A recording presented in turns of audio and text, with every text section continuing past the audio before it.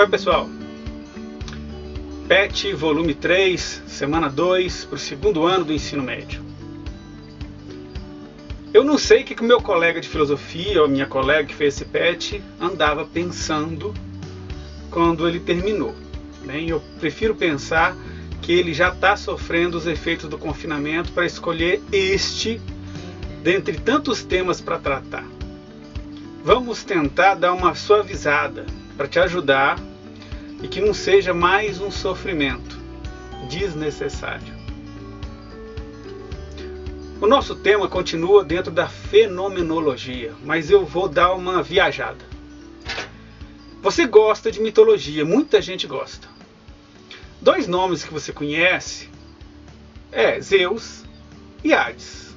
Zeus, o deus do Olimpo, e Hades, o deus dos infernos, do submundo.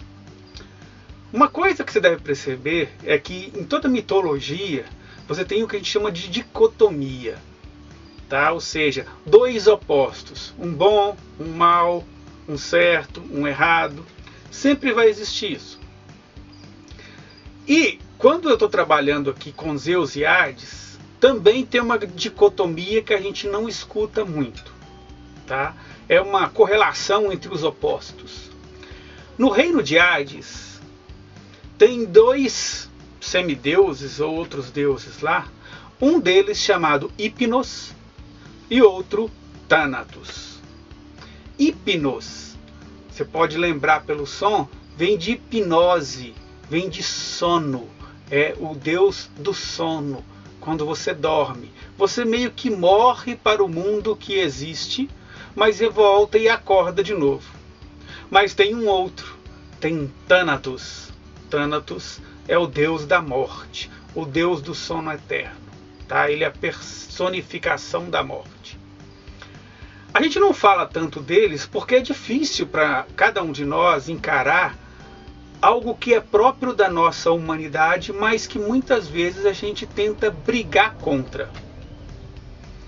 E aí, quando a gente está encarando um risco de morte, uma doença incurável, ou um tratamento muito difícil, quando a gente passa por ele, isso nos modifica. No início é um mal, mas quando a pessoa consegue sair dele, ele se transforma num bem. Então, quando a gente vai trabalhar o tema dessa semana, a gente tem que sair com essa ideia, tá? De entrar num tema para sair melhor dele, ainda que nos seja um pouco desconfortável. O filósofo dessa semana, o nome dele é Martin Heidegger. Ele viveu entre 1889 e 1976. É um filósofo contemporâneo, ou seja, do nosso tempo. Tá? E ele viveu num dos períodos mais dramáticos do século XX, que é o período das duas guerras mundiais. Vamos contextualizar, tá? Quem foi Martin Heidegger? Porque a gente precisa de entender quem ele é, e aí a palavra certa é tentar entender o que ele pensa, tá? Nas páginas aí 107 e 108 do seu PET. Pega essas páginas aí na sua mão para você poder ir acompanhar o que eu vou estar falando, tá bom? Contextualizar é importante porque cada um é filho do seu tempo, o tempo em que cada um vive. E, devido às escolhas que a gente faz no nosso tempo, a gente é condenado pelas decisões e pelas escolhas que a gente faz. Isso porque o nosso escrita, a nossa fala, está impregnado daquilo que a gente acredita, daquilo que a gente viveu naquele tempo. Então, isso é importante na hora de ler os escritos do Heidegger. Martin Heidegger é um filósofo e escritor alemão, tá? Ele é considerado para muita gente como o mais original e controverso filósofo do seu tempo, até o final do século XX. E ele escreve de uma forma muito elaborada e de difícil compreensão. E um conterrâneo dele, que também escreve difícil, você já conhece, Friedrich Wilhelm Nietzsche. E olha só, ambos vieram de um período de ultranacionalismo, tá? De muitas disputas dos reinos alemães, disputas políticas, disputas territoriais, fome do povo, desequilíbrio econômico. Estava uma baderna na Alemanha da época. E era necessário que eles criassem uma identidade nacional. Quando a coisa está muito ruim, as pessoas tentam melhorar elas. E às vezes não é da melhor maneira. Mas uma delas é de fortalecer o nacionalismo. Uma das formas para fortalecer a identidade nacional é a linguagem. A língua. O jeito que você escreve. Então, um dos casos que o Heidegger e o Nietzsche fazem é fortalecer a forma da escrita alemã. Então, isso dificulta muitas vezes o nosso entendimento, porque eles usam termos que para eles uma palavra em si já tem o conceito do que ela é. Mas isso aí só para o alemão. Quando você vai traduzir para outra língua, não existe palavra para aquilo. E aí a gente tem que achar um jeito de fazer essas ligações. Então, na hora da tradução, o texto fica bem difícil. É o que você vai experimentar nesse texto que você vai ler. Então, como é que a gente vai fazer? Eu vou traduzindo o texto em parágrafos. Então, você numere todos os parágrafos do texto aí, para você ir acompanhando, que eu vou pegando pela sua mão. Tá? Como diz o Clóvis de Barros Filho, eu quero pegar a sua mão. Tá? E a gente vai caminhando no texto dele, que fica muito mais fácil. Tá bom? Outra coisa que você deve saber é que Heidegger fez parte do partido nazista. Lembra que ele é um alemão? Então, logo que Hitler assumiu o poder, em 1933, algum tempo depois, o Heidegger se associou ao partido nazista. Tá? Então, isso está impregnado também na sua filosofia. Tá? Não tem nada desligado. E uma das coisas que você tem que saber é que ele nunca se retratou. Né? Ele nunca falou que ele era contra o nazismo. Isso gerou vários problemas para ele, a ponto de ele perder o direito de ser professor, logo após a Segunda Guerra Mundial. Com essa informação, é que você deve ler e entender o texto. Tá? Que isso vai surgir na sua cabeça alguns questionamentos que tem que surgir mesmo, para você não entender errado de que alguém que escreveu isso tinha ideias próprias. Tá? E queira ou não, justifica ou desmente aquilo que pensa na hora que escreve. A grande obra do Heidegger, ela tem o título de O Ser e o Tempo. Ela foi produzida em 1927. A ideia do Heidegger era de que fosse dividida em 2 volumes. Mas à medida que ele foi escrevendo, né, a forma que ele foi escrevendo e dando uma continuação na forma de pensar, inviabilizou o 2º volume. Então não tem 2 volumes do Ser e o Tempo. Foi pensado em ser 2, então ao longo que você vai lendo o texto, ele vai chegando a ter certas particularidades que o livro tem que acabar, ele não tem margem para um 2º volume. Tá? Então esse texto que você vai ler é um pedaço do Ser e o Tempo. Então nós ainda estamos na fenomenologia, ou seja, o estudo do fenômeno, das coisas que acontecem. Né? Então a gente pega um objeto e analisa ele em si, o que ele é. Heidegger passou a estudar isso dentro dessa temática. E qual que era o objeto de estudo dele? O ser. Uma coisa, no caso, nós. Tá? O que é o ser homem? O que é o ser? E aí, o que ele tenta fazer? Né? O que ajuda ou auxilia, né, na nossa caminhada, para a nossa construção, para a gente ser o que a gente é? Será que tem algo? Ele dá um nome a isso que a gente é em alemão. É Dasein. Não sei se eu estou falando do jeito certo, tá? Vai estar escrito aí na tela. Que a gente traduz como ser aí. Ou seja, quando eu olho para você, esse ser aí, ou seja, é o ser que eu vejo, que eu percebo. Tá? Então, é uma percepção de quem está de fora, falando de algo que ele está estudando. Tá? Isso é importante para perceber no pensamento de Heidegger. Olha só, a minha explicação vai ser muito mais simples do que cada parágrafo ou cada frase do texto. Tá? Então, eu queria que você ficasse com o texto do seu lado para ir acompanhando o que eu vou dizendo, tá bom? Eu não vou ler o texto, tá? Senão esse vídeo fica muito longo e não esse é o objetivo. mas eu vou dando uma explicação sobre cada parágrafo. O tema é o ser para a morte. Vamos simplificar. Por que você nasceu? Heidegger responderia: você nasceu para morrer. Mórbido, né? Os dois primeiros parágrafos, tá? Então você enumera aí o primeiro e o segundo parágrafo, é o seguinte. Para ele, a morte é uma ameaça. Aqui todos nós somos sujeitos. E nisso, eu e você concordamos. Não é só a morte física, embora esse é um fato. Todo mundo nasceu e vai morrer um dia. Mas tem outros tipos de morte. Tem a morte dos nossos desejos, quando eles não acontecem. A morte dos nossos sonhos. Então eu sonho, planejo muita coisa, isso não acontece. Então ele morre. Ou seja, o tempo todo a gente está sujeito à morte de alguma maneira. Seja física ou não física, o tempo todo.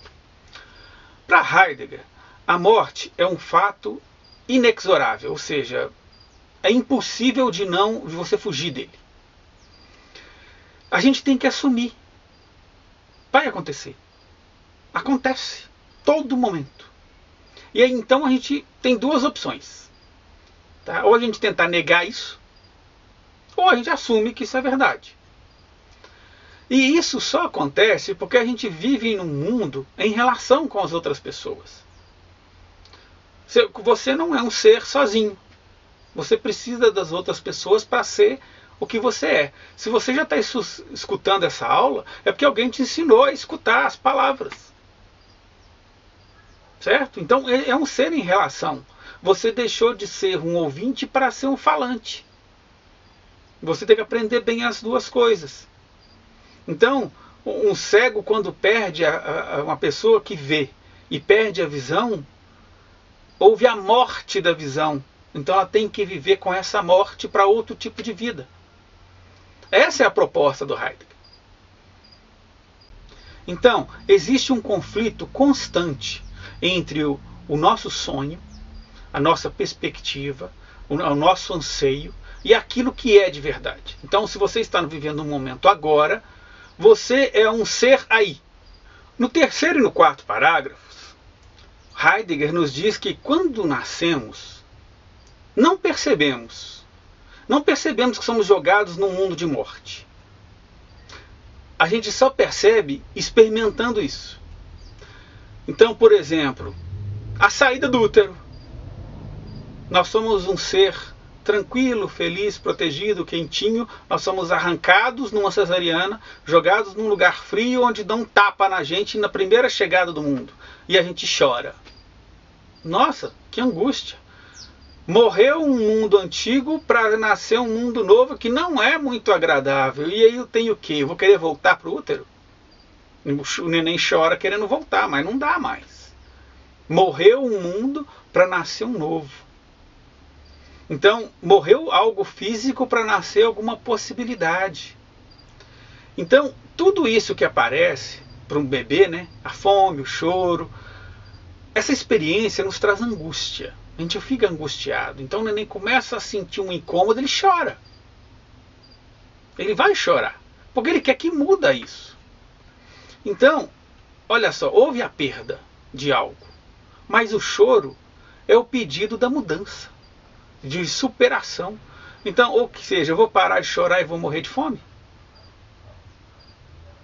Isso acontece com o bebê. Se você não alimenta, ele não sabe o que está chorando. Mas ele vai chorar num certo tempo. Depois disso ele para de chorar. E ele morre de inanição. Morre de fome.